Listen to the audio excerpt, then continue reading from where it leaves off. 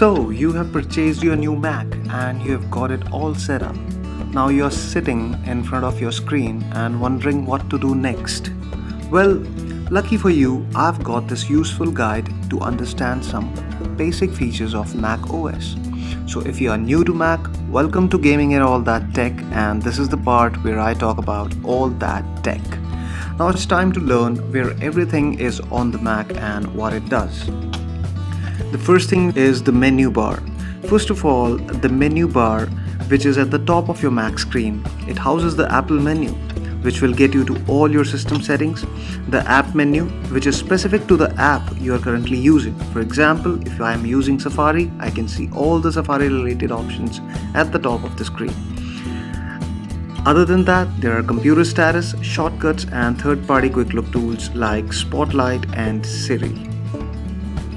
The second is the dock. You can consider this as the favorites section on your Mac. You can store the frequent apps you use like Apple Music, Safari, App Store, Photos, FaceTime, files, and folders you consider to be the most important for quick access. It also temporarily holds up apps and files that are currently open, so you can get them with one click instead of shifting through all of your open windows and programs. The third is the Finder. One of the best ways to search what you are looking for, though Spotlight really gives it a run for its money.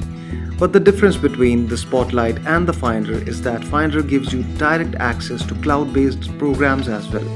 So if you want to search for a file that is stored in Dropbox or iCloud app, you don't have to go digging around the Dropbox app or the iCloud Drive app separately all the way. The fourth thing is the App Store.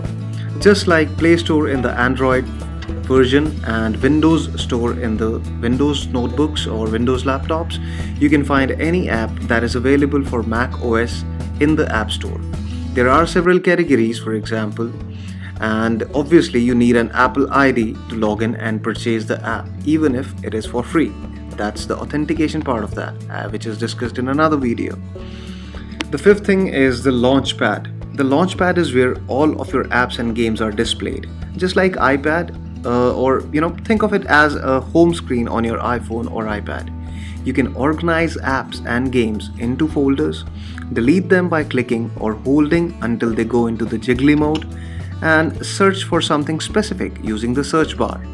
For example, I have more than 2 pages, so I can simply swipe through these 2 pages to search for an app.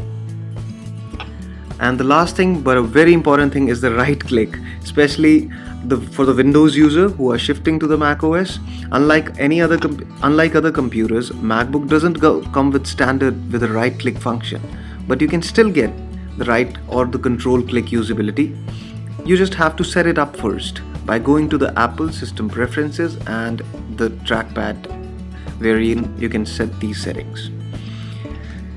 And that's it, guys. There are other videos with basic features knowledge and advanced feature knowledge of macOS if you want to see. Subscribe to my channel if you want to see more videos, so that I know that you like my videos and it encourages me to make more such content. And thank you very much. Have a great day ahead. Bye.